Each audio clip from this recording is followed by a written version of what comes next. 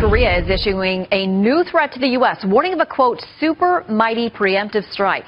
This comes after Secretary of State Rex Tillerson said the White House was looking to put more pressure on the regime. This is a constantly developing story minute by minute. What is the latest?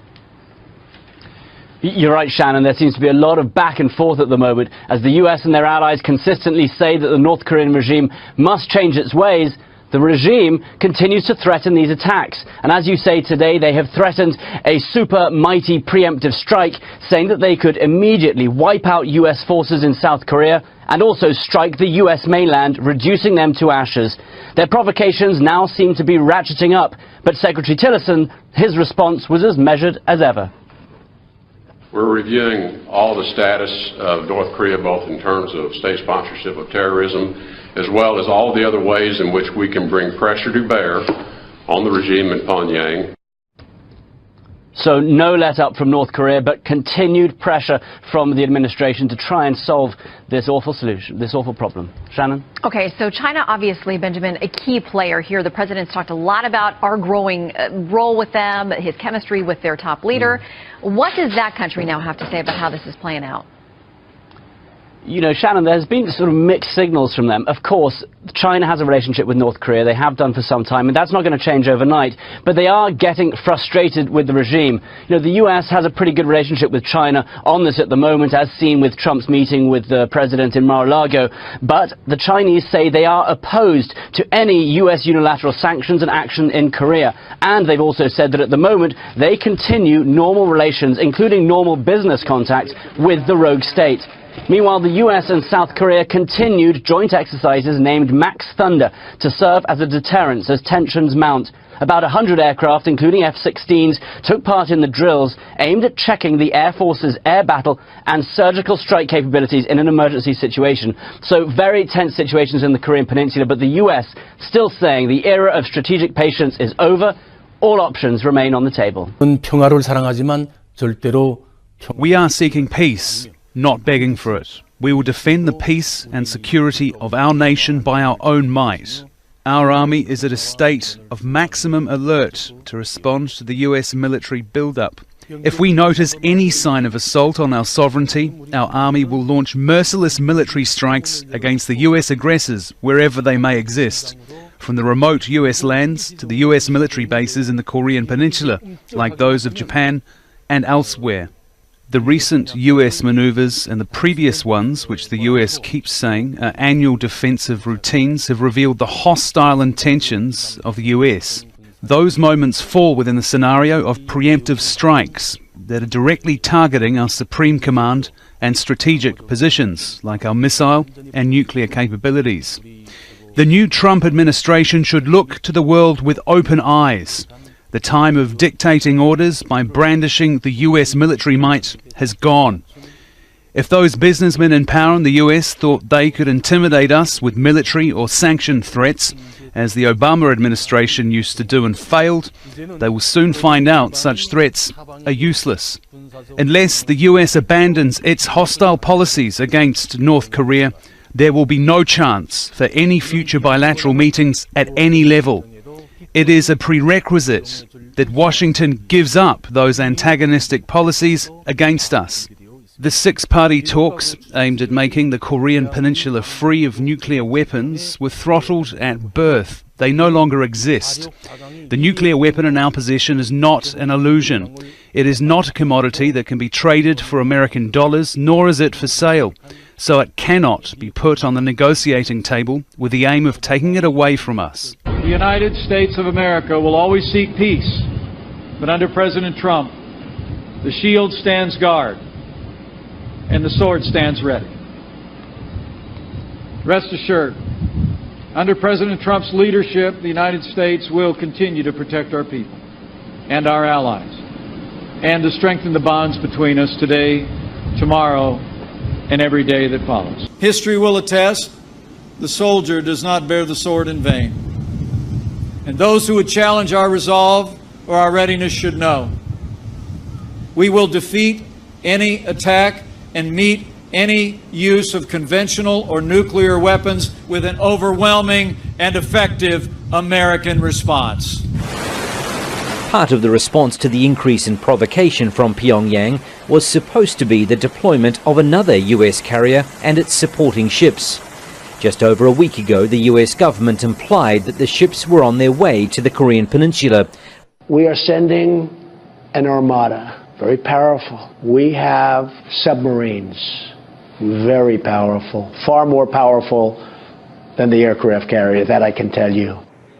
The problem is that it actually wasn't at that time. New York Times revealed that when Trump and a number of officials made the claim, U.S. carrier Carl Vinson, along with 3 other warships, were in fact heading to the opposite direction to take part in joint exercise with the Australian Navy in the Indian Ocean. And that blip could have stayed unnoticed if the Navy itself did not post a picture of the vessel last Saturday, saying it was made while Carl Vinson was passing through Sunda Strait off the coast of Indonesia. The untimely and uncoordinated announcement sent a lot of blushes onto the faces of the Pentagon officials, but now the White House says the armada is finally headed to the Sea of Japan. I believe that he might have spoken too quickly on this location of the vessel before it was actually arriving. The President said that we have an armada going towards the peninsula. That's a fact. It happened. It is happening, rather. It was announced that it was going. It will be there. We were asked simply a question on that. I think all other questions should be asked of the Department of Defense. But in Pyongyang, the propaganda continues. State television aired footage of a musical performance to mark the birthday of the late founding father Kim Il-sung. His grandson and the current leader of North Korea, Kim Jong attended the show. It ended with mock footage of missiles flying over the Pacific, striking the United States and engulfing it in flames. Meanwhile, an amateur video footage filmed in the Russian Far East went viral online, showing redeployment of Russian troops onto the border with North Korea. The Kremlin said through its spokesperson Dmitry Peskov on Monday that only a coordinated international effort would be the right way to solve the Korean crisis peacefully, noting at the same time that Moscow was highly concerned with what was happening on the Russian Far Eastern border.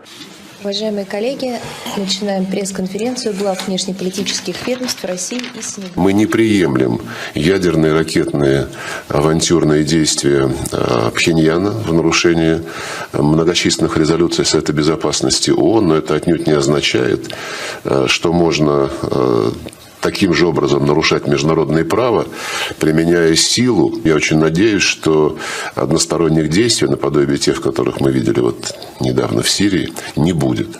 И что Соединенные Штаты будут следовать той линии, которую президент Трамп неоднократно озвучивал в период своей предвыборной кампании. The same notion has been voiced by Beijing.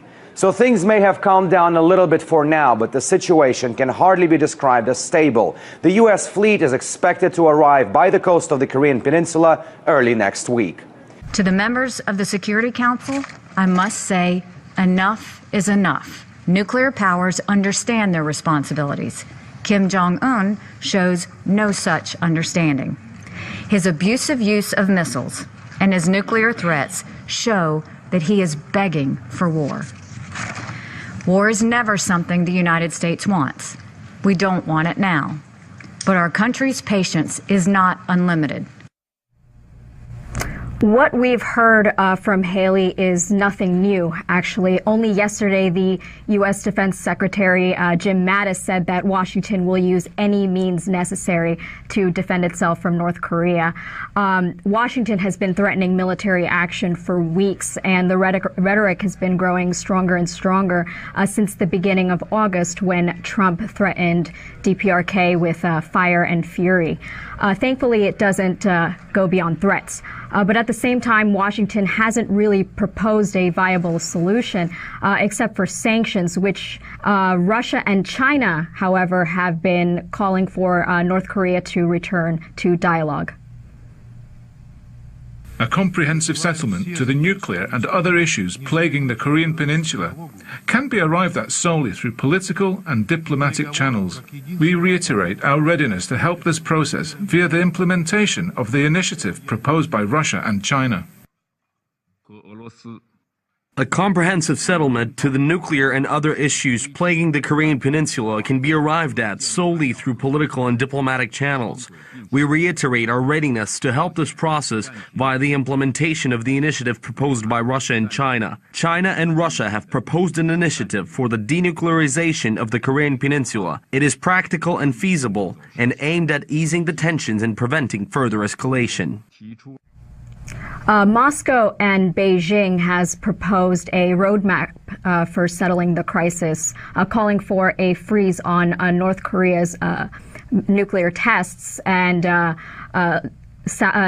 U.S. and South Korea's drills. The double freeze initiative for North Korea has been proposed by China and Russia, which would require North Korea to stop its nuclear and ballistic missile tests, and in return the U.S. and South Korea would stop their military drills. This is a move that Washington considers to be offensive. The idea that some have suggested a so-called freeze for freeze is insulting. So it looks like for now the situation is in a deadlock, at least until Washington decides that threats and sanctions are counterproductive.